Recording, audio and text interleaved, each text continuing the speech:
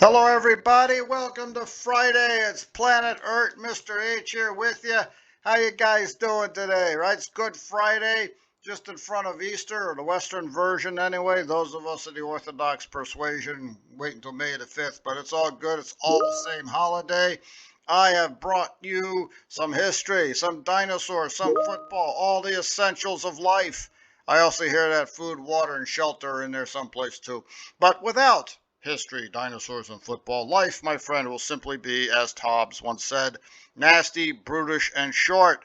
Speaking of nasty, brutish, and short, please, I would like France to stop poking the Russian bear. It is a stupid thing to do. You shouldn't do that. It always ends very badly. We've already described how Russians aren't very good on offense, like invading another place. We've seen that with Ukraine, though the tide appears to be turning.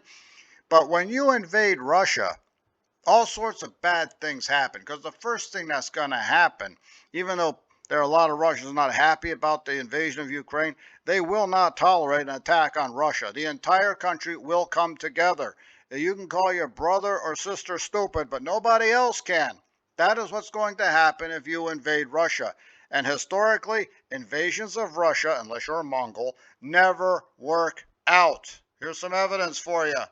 Hey, 1600s, Russia goes through the time of trouble. We've got a guy named False Dmitri coming from Poland, claiming to be the son of a former Tsar of Muscovy. Turns out he's not. It doesn't work so great. Then we got another guy from Poland, False Dmitri II. He shows up, tries to do the same thing. It doesn't work so great for him either. In fact, they shoved him in a cannon and blasted him out towards Poland. Yeah, go back where you came from. So not working out too great. Sweden invades in 1709. It starts off as a nice summer jaunt into the Ukraine. It ends with a frozen nightmare of a retreat. Looks like a Battle of Narva picture here, but you get the point. It was so bloody cold. People from Sweden were moving south to get away from the winter. Okay? Bad things happen when you invade Russia, so don't do it. So Poland went after it and failed. Sweden went there, didn't work out. Charles XII caught a musket ball in the back of the head. So, Sweden probably is not planning on invading Russia anytime soon. Hey, Napoleon, 1812. Know all about that. A nice summer jaunt on June the 22nd, 1812, all the way to Moscow. Took the Kremlin, burned it down. Ends in a frozen, horrifying retreat. You can see there's people laying around frozen. Might see bits and pieces of Dmitri II laying around someplace. Say hi to him. So that grand army of 500,000, we're just going to say sadder, fewer, and wiser on the way back. You listen up there, Macron? Germany, 1914. I call this the professional invasion. Why? Because you didn't have the psychotic lunacy from the Nazi ideology in the second one. They just kind of invaded, is what they do. They took some territory, Brest-Litovsk Treaty and all that. Some people say it looked kind of successful. Yeah, all the way successful, all the way until the time Germany loses the war. And the Russians take it back. And you know how the Russians are about taking stuff back. They don't show up and say, I'd like to speak to the manager. They're waving an edged weapon, screaming, hand it back. So pretty good idea just to kind of give it back. So that didn't work out so great in 1914. Do I need to get into Barbarossa, 1941, Second World War? This is the one that leaves the indelible scar on the Russian soul. All right, this was an insane sort of thing to do. They went crazy shooting at civilians, the whole Slavic, the whole thing about the Nazis hating the Slavs and all that kind of thing. So it starts off again as a summer jaunt on June 22nd, 1941. There's an omen for you. And it ends with everybody in a horrifying frozen retreat going back towards, not Moscow, towards Germany. Say true about Napoleon, at least he got there. Germany didn't get there, and they're still freezing on the way back. And how does this whole thing end? Yeah, I don't think Adolf had this in mind with the hammer and sickle flying over the Reichstag. You got to remember something. None of these things ever go the way you think they're going to go. Everybody has a plan till they get punched in the mouth. That's from that great philosopher, Mike Tyson. Nobody expected this to happen. Of course, Adolf wasn't around for this. He may or may not have shot himself in the bunker. Oh well, just as well, right? So the moral of the story is don't invade Russia. If you're going to fight the Russians, you let them come to you. You don't go to them. They will unite. They will fight back with everything they have. And by the way, they've got like 1,500 nuclear weapons. So Monsieur Macron can, posture and flex all he likes, but at the end of the day, I don't see him on the front line. So people in France should keep that in mind. And they've already said that they're like 70% opposed to any kind of intervention. So don't do that. And by the way, that would be outside the NATO area of operations. You're on your own, France. Good luck. All right, let's talk about something more fun. Let's talk about the Nodosaur.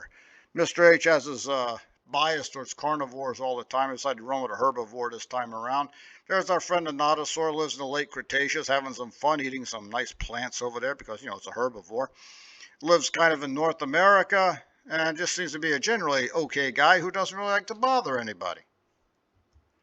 Now, what does a Nodosaur even look like? Well, it turns out we have a really good idea, but let's take a look at what they used to think it looked like. Now, you got to remember something with an ankylosaur or Nodosaur. When you find the fossils, it's not like you usually find this thing intact. There are a lot of bones and remains scattered. And one thing that scatters, you see the armor plating, is called scutes. Scutes, I'm sorry. Those things, when the animal dies and it decays, they tend to get scattered. The water takes it a lot further. So if you find ankylosaur or Nodosaur remains, you have to expand your dig somewhat to find most of those scutes. It's got the spikes along the side. In 1850 or so, they didn't know that. So they thought the spikes ran along the back, kind of like an iguana, because everybody thought these were giant lizards, hence the name. Terrible lizard, Dinosaurus, right? So after a while, when they start finding some more of these scutes and realize they're armored plating, right? So somewhere in the late 19th century, early 20th century, they redesigned it, and it looks kind of like an armored frog right there in the middle, a brown one. That's the one they were using for a very long time. Eventually, they realized it was related to an ankylosaur, though some differences. We'll get to that later. And down there was this 2020's armored tank. That's probably bases more around the 80s, but the point is, that's kind of what it looks like. They finally got it right. It took a while, but remember, they didn't know when they first found it. So they got around to it. They admitted they're wrong. They redesigned it. Good job. This is what a classic Nodosaur looks like. The legs look a little long, but that's the basic design of it. Nice enough looking guy. Just likes to hang out and eat plants. But we do know what this thing looked like. It took a long time, and we have definitive proof at what it looked like. And that's how we know. We found a Nodosaur mummy in Alberta, Canada back in 2011. Down there in the oil and shale sands and deposits, some guy digging. Hey, I found an ankylosaur. Hey, no, it's not an ankylosaur. It's a Nodosaur, but that's okay. We're not going to hold it against you. So they found this, and there it is, a dinosaur mummy. This is a Nodosaur, and we know exactly what it looks like sitting there in Alberta. They put it around glass so nobody go up there and touch it or anything, right? Something Mr. H would probably do. So there's the Nodosaur. We know what it looked like in its glory. Now, we even know it was red because we found reddish pigments. Some people will say orange, but you get the point, right? Now, how do we know the difference between a Nodosaur and an ankylosaur? Right there, look at the tail, right? Got the big club there for the ankylosaur and a narrow tail for the Nodosaur. And the head's a little bit different too. The head on a Nodosaur is a little bit narrower, some kind of an evolutionary adaptation. Not really sure why. A lot of people suspect it's to get underneath fallen logs, maybe dig a little bit. Kind of like being at the buffet and you're trying to get the last bit of pudding there in the corner. Gotta kind of scrape away there with the spoon. So probably some kind of an evolutionary thing, but there you are. That's something you can use at an Easter party. Dare somebody to tell the difference between an ankylosaur and a Nodosaur, and definitely try to win some jelly beans in the bet. All right, what else happening this weekend? The United Football League is kicking off. Awesome. They took the XFL, they took the USFL, they crammed it together, and we've got the UFL, United Football League. 8 teams ready to go. This is going to be a lot of fun. I've been looking forward for this since the end of last season, and I'm just going to enjoy every second of that. Here's the USFL lineup, just in case you missed the whole thing about the merger. Oh, they have 2 conferences that they're paying homage to their original the original founding of both leagues. We have a USFL conference and XFL conference. But hey, it's all the same league, hence the name United Football League. Over in the USFL conference, we got the two-time defending Birmingham Stallions playing over in Protective Stadium in Birmingham. We've got the Memphis Showboats. They're playing in the Liberty Bowl. That's what, Simmons Stadium? Yeah, Simmons Stadium is what they call it. We've got the Michigan Panthers over here playing at Ford Field. I know it's a dome, but it's a nice dome. I like that dome. It lets in natural light, so it's not like, some of these old school domes. We got the Houston Roughnecks, actually Houston Gamblers, but they took the name Roughnecks. They're playing at Rice Stadium. They were going to play at TD-ECU Stadium, but there's some renovations or something going on. So Rice Stadium this year, we'll see where they go next year. Over in the XFL conference, we got the Arlington Renegades, defending champions. They play in Choctaw Stadium, and that's you can see the Dallas Cowboys Stadium from there, AT&T Stadium. Man, I just kind of, if I were at a game there, I'd have to resist from turning around and throwing rocks at the Cowboys Stadium. But what are you doing bringing rocks into a stadium anyhow, right? Then we got the St. Louis Battlehawks. They play in a dome, right? The Dome in America's Center. But it's a nice dome. The crowd is really into it there. They always sell out the lower bowl. They're starting to sell out the upper bowl. They're going to sell out the whole stadium there one day. Really great atmosphere. And they're actually going to have the UFL championship there. Then we got the San Antonio Brahmas playing over there in the Alamo Dome. Not a big fan of the Alamo Dome, but I think Brahmas is a weird name too. But that's it's the uniform they took, it's the name they took, so there you have it. And then we got the DC Defenders playing at Audi Stadium there in DC. It's a small soccer stadium, 20,000, but very raucous atmosphere, and they play on a grass field. Mr. H like grass fields. Now, who's my team here in the UFL?